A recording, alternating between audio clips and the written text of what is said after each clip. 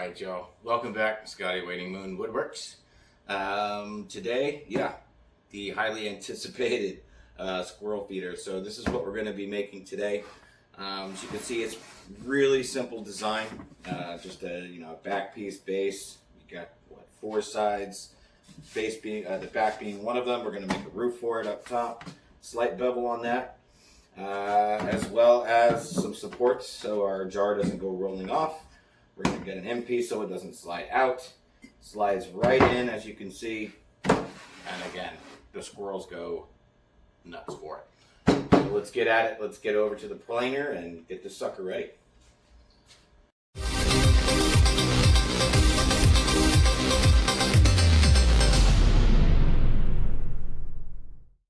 Alright, so here we're just planing it down on either side, just barely, just to get a nice smooth side. 1/32 seconds per side, max.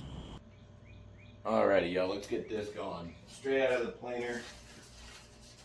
Take this fella right over here, miter station. Get this going. Let's see if we can even do this. We might even have to pull the miter table out a bit. We got to come down, what is it, like 16 inches? Yeah, we're going to have to pull the miter station out a bit. Or we can slide our saw out a bit more. But, yeah, we're going to make two 16-inch, 90-degree cuts. Just for our base and our back. So we'll do 16 first. Go.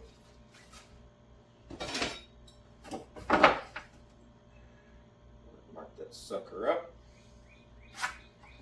Get this going. I haven't yet mounted this miter saw to the table as of yet. So yeah, I'm having to clamp it down. You always want to have it secured down. You don't want it sliding all over the place.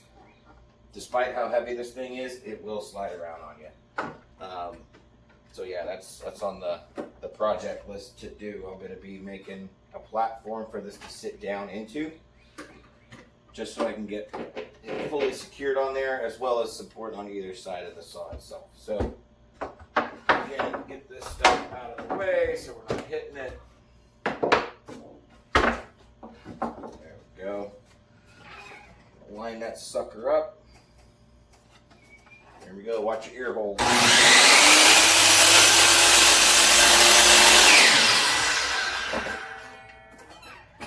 Go.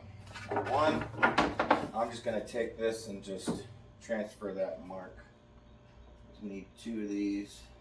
That's 16. Go. Mark that. First piece ready. Cut our second.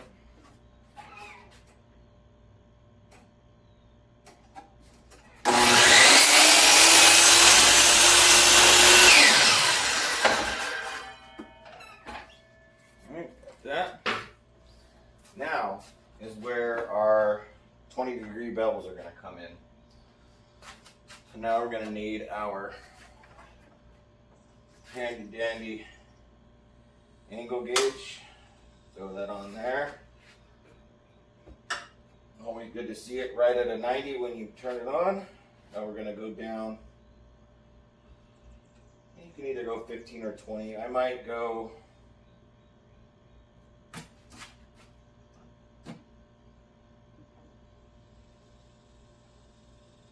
I'm going to go 20 on this one.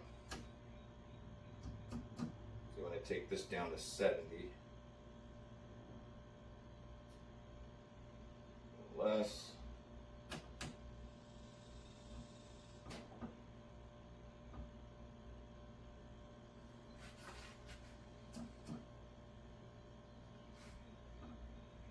There we go.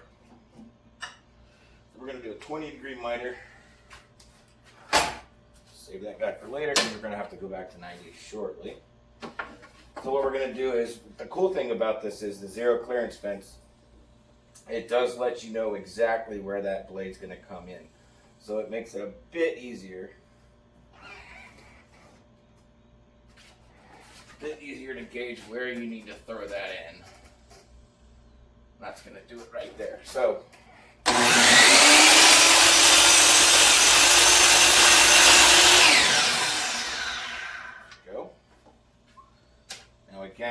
need to go down, I believe, 8 inches on this one.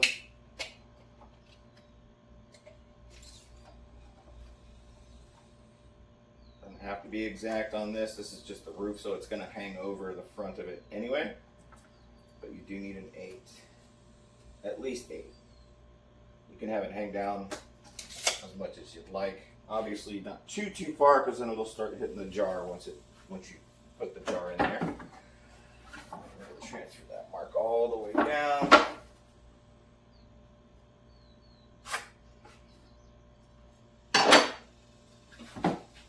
Line that up. There we go.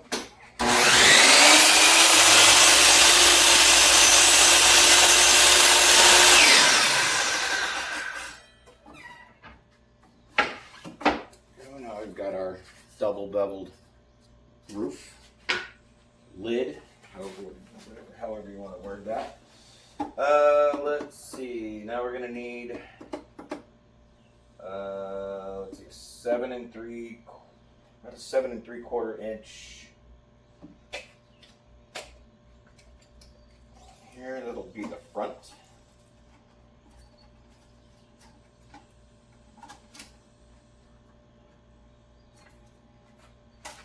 Mark off your 7 3/4.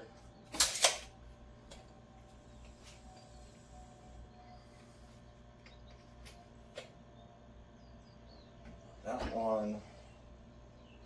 What's that one?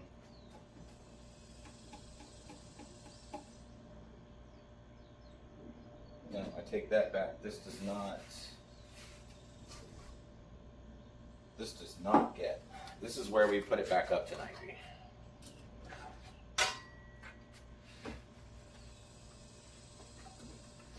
Ooh, there we go. Get it back up to 90.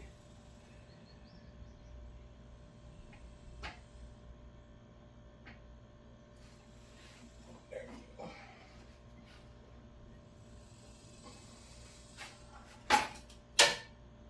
All right. Transfer that all the way down. Yeah, this is going to be our front.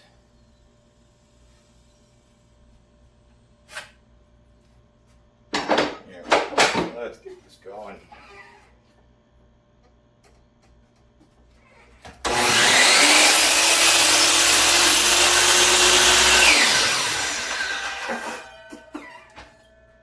That's your front. Now we're going to need, let's see, 2 more 7 3/4, but we're going to add a mitered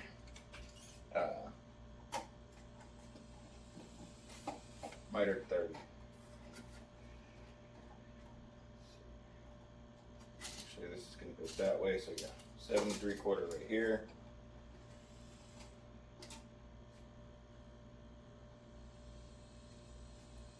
And then on the top, it's going to be at a 9 1/4.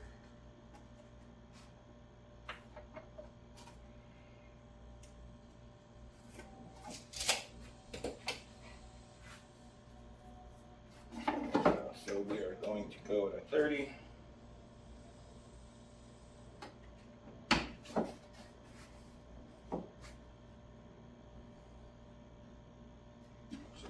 Let's go there. There we've got your marks for that right there.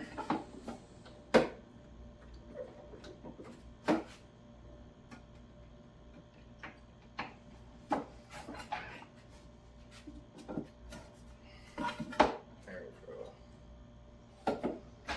Actually,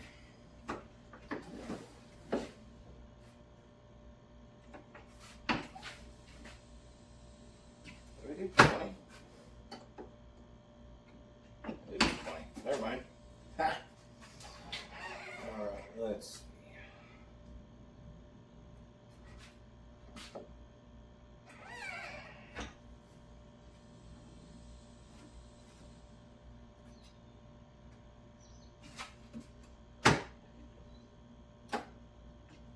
I did do a 15. Never mind. 15.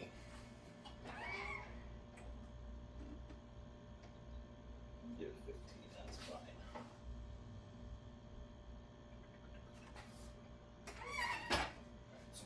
a straight edge. I'm going to join these two just so we can make sure we line that blade up.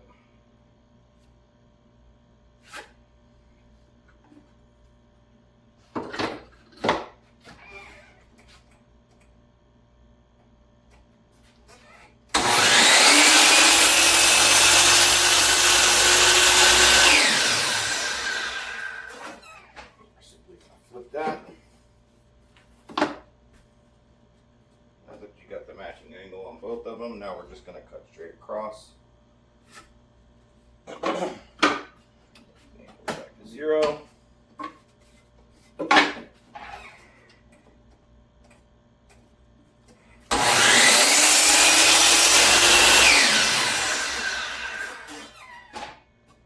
Go. Now both your sides. Now you got basically all of your pieces for the main structure. Now what we're going to do is we're going to cut off 2 inches here. See what we've got left to work with to put some signage on top. I'm going to take off 1.5 inches. Actually, let's do 2. That'll work. There.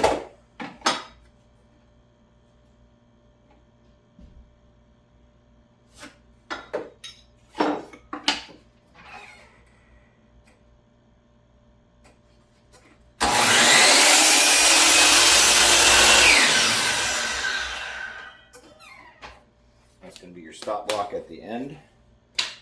Got that guy. Now here is basically what we have left to work with as far as if you want to put signage on top. You can put, nut bar, you can put nuts, you can put whatever you want to put on it.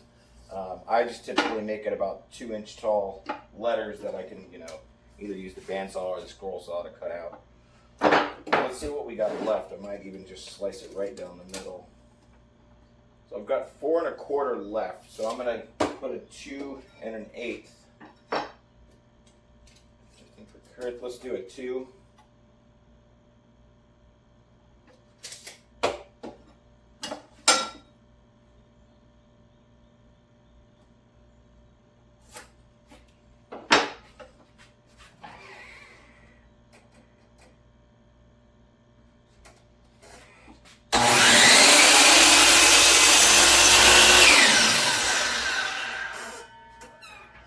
There we go. Now if we want to put some lettering or whatever, some signage on top, could even do that. Yeah, so let's get into it. So now we're going to be basically using our drill press, little baby drill press, to cut out our holes on either side and the jar front where the jar will rest in there. So on all 3 of these, we're going to have to find center, we're going to pull back 3 inches. We're going to mark that spot on all 3. Then we'll take it over the drill press and make our marks. All right, so let's see. We should have right at 5 1/2. There we go. So that's going to be 2 3/4. So we'll mark that. Now from that mark, we're going to pull up again 3 inches. Mark that right there. Make a punch right there. 1 down, 2 to go, yeah? So here we go. Let's just use this guy. We'll do 2 3/4.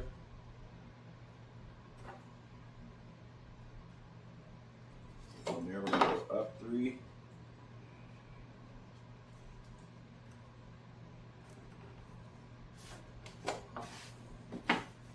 Two and 3/4. Up 3 from that. There we go. Shoot these out. Punch. Punch. Now the front, I'll typically usually make that a 4 1/2 inch hole, just because of the jar. And then on the 2 sides, we're going to do just a 4 inch hole. we've got some big fat squirrels now, so I've had to make the hole a little bit bigger. Yeah, so let's get into this. We'll go ahead and mount our hardware here. This is part of the NUTZ hole saws. You can pick them up at any big box store. DeWalt puts out a really nice set. The thing I like about these is they're quick release. So you just pull up on this, and this will come right out. Once you get it in there, it goes right down. So it's easy to swap out your hole saws. So knowing that, I want to make sure we're going to go down enough. Always want to have a sacrificial board underneath, because you don't. Last thing you want to do is catch into that freaking base plate. That will not be a fun day. We'll grab some clamps just to hold it down. Some people hold it down with their hands. I prefer not to. I want to keep my hands. I want to be able to keep using them. So yeah, we'll do that. The other thing is you got to be very careful when you place these. You want to make sure you are lined up with that bit. Then you basically hold that down. You can release it. Now you want to clamp her down. Making sure that that clamp is not going to get in the way of the saw. That'll end your day pretty quick as well. So make sure these clamps are well out of the way. Do it. I'll probably put one more out here.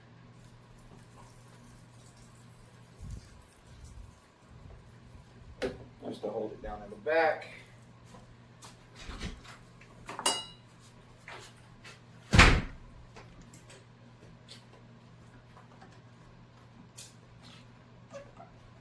There we go.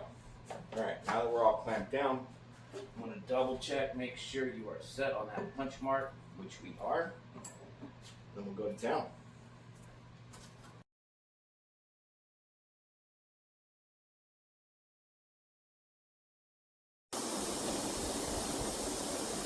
Alright y'all, right back to the workbench. We're going to start putting this thing together. We've got all our holes cut out for our sides, our front.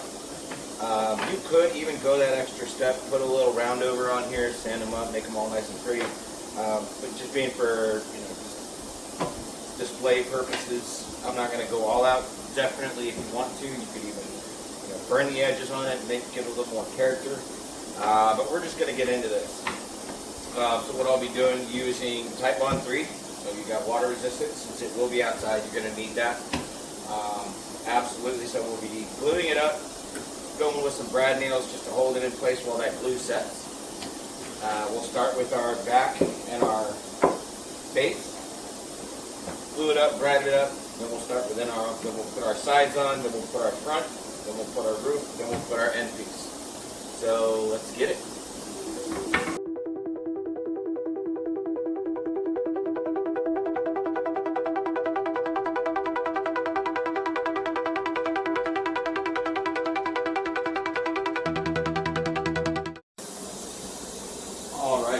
Now that we've got it all tuned up, instead I would normally cut out some lettering or whatnot, make a sign. But for the sake of time, we're just simply going to use our branding iron here. We're going to brand the Waning Moon logo onto it. When you're using one of these things, please be careful. Use that wooden handle, whatever handle you have. Do not touch that part. Make sure you've got your piece set up correctly. I've been taught with a rolling motion, even pressure, you'll get a really nice outcome every single time. Make sure to turn it off. Literally don't touch that thing for like another hour or so, because it's going to take some time to cool off. But you'll get a result very, very nice. So yeah, we'll take that, glue it up. This one I won't do pins or brads or anything like that. Maybe a little CA glue, but for sake of this, we're just simply going to glue it up. Usually put about a ½ inch off the front. Let that set up.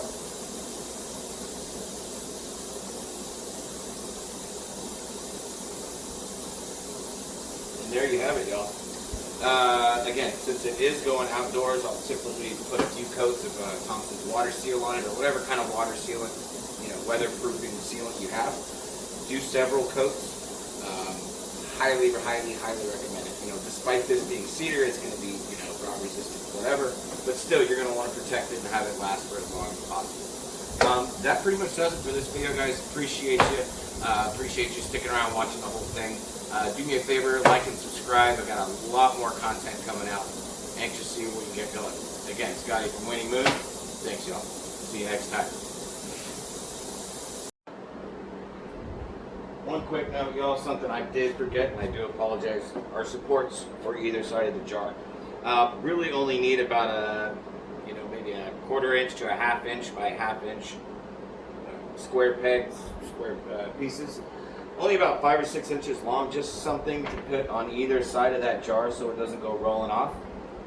All I need to do simply is just apply a little bit of CA glue on here, and it will do the trick. Again, this is just for safety, precautionary. You don't want that thing rolling away. So just put that in there right up next to it. That way it'll sit on there nice and neat. Do that on both sides, and you'll be good as new. There. Put that in there. Right up against the faceplate. Push it down a bit. You can take the jar out. Make sure we're pressing down just so that sets, and you're good to go. Jar fits right in, ready for finish, weatherproofing, and mounting. When you are mounting, would highly suggest at least 3. Since the weight of this thing is pretty significant, you're going to want at least 2 to 3, I would say 2.5 to 3 inch decking screws, wherever you're mounting it, whether it's on a fence, side of a building, to a tree even. Definitely needs that support just due to the weight. But yeah, we are 100% done, ready to go. Again, stay tuned, like and subscribe. Appreciate y'all. Take care.